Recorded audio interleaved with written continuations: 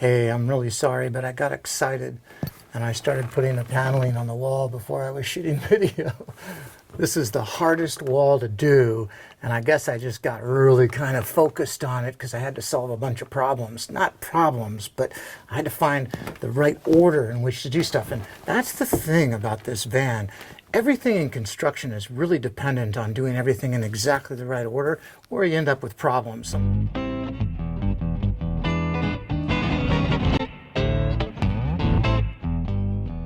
For instance, I wanted to be sure that this paneling came down to the bed, but I wanted a full panel right on top of this copper backsplash.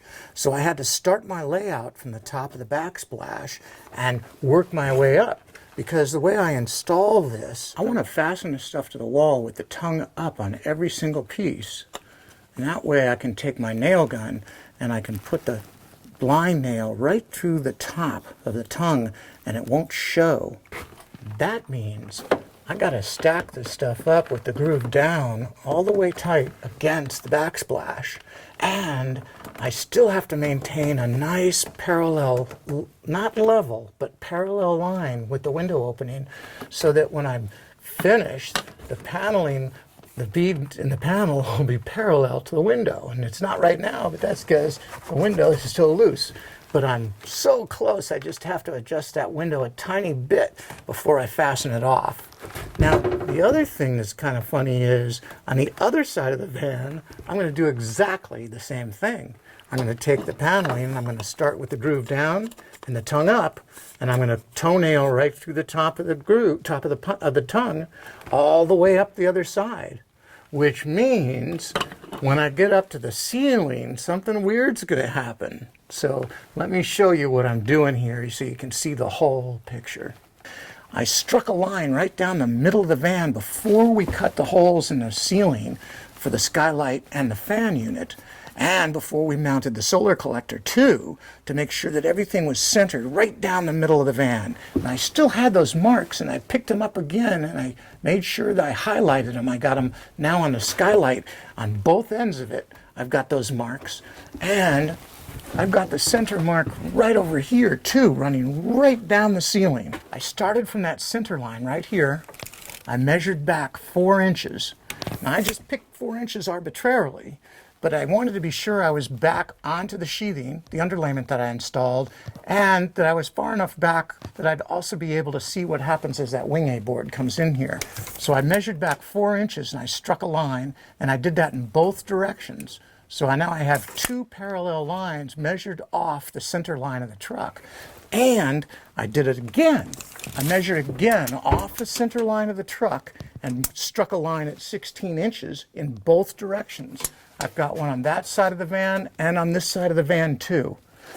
So now I have a line here and a line here. Those lines don't represent the lines of the beadboard. That's got nothing to do with where the beadboard's going to land. These are just like control lines, benchmark lines that I can measure to as I'm installing the beadboard so that I can make sure that I'm approaching those lines always parallel. And that's like right here. I can measure off the beadboard right here to one of those lines. Like here's a line right here. I can measure to that line. It's 2 3/8 to the line, and I can back way down to here and measure off the line here, and it's 2 3/8 to the line. That's what I'm talking about. I'm keeping myself clear and parallel by using these benchmark lines. Now, the trick is, if you look real close at this beadboard, it's got a tongue on the top and a groove on the bottom. The tongue's real small, so you don't have a lot of wiggle room here, but you can still separate these a little bit as you're installing them.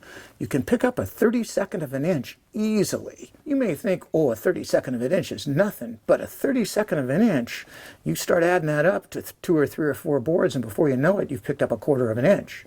So these lines don't have to be dead on, they just have to be really close, and you have to keep measuring to them every time you install a board to keep yourself honest to the line as you're going up. I couldn't take a tape measure and measure any farther because of the cove ceiling. So how do I step my line down that cove ceiling?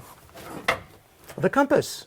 I just took my compass, I spread it out to the furthest span it could reach, tightened it up real good so it would not move, and I stepped this off. I take my compass, I put it right on the line, and I draw a pencil line right on the cove.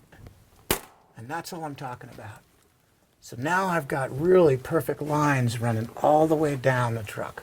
I did exactly the same thing on this side of the van, so that, as I said before, so as the paneling comes up to the middle, it's going to be parallel to that piece of wing A.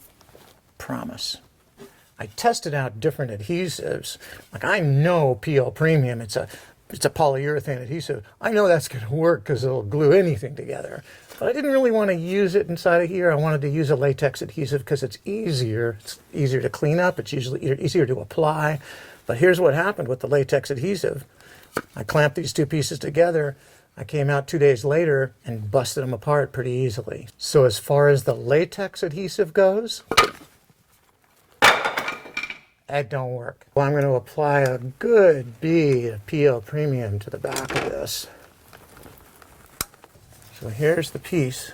I'll put it down into the tongue on the previous piece and then slide it back until it hits and butts right up against that Paduke. Like that.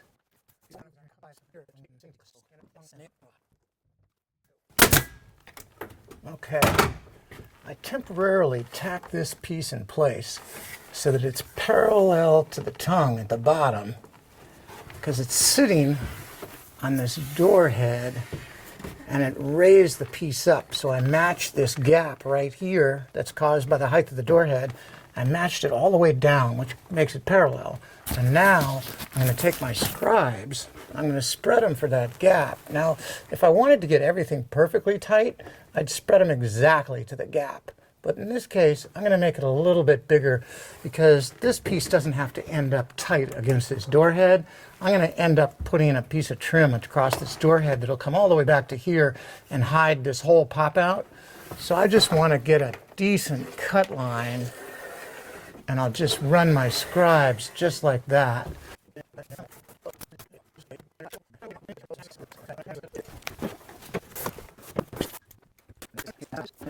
Ooh, the big day. Remember, we left this strip open in the ceiling, and we've got our piece of Purple Heart here that's got all the lights in it and the speakers. And Devin has engineered this whole thing. Look what we've done on the back. So what did you do here anyway? So what I did is we started at the very far end light, and we wired all of the lights all in sequence. And then at the side where it actually connects to the power from the solar kit, we put quick connects, so if we ever have to take this out, it'll pull right out, no problem. So I'll hook up this one. And I'll hook up this one down here. I just want to make sure, though, that there's none of the wires in the way of the pre-drilled holes that we put through the Purple Heart, right where the backing is, the steel backing is in the van.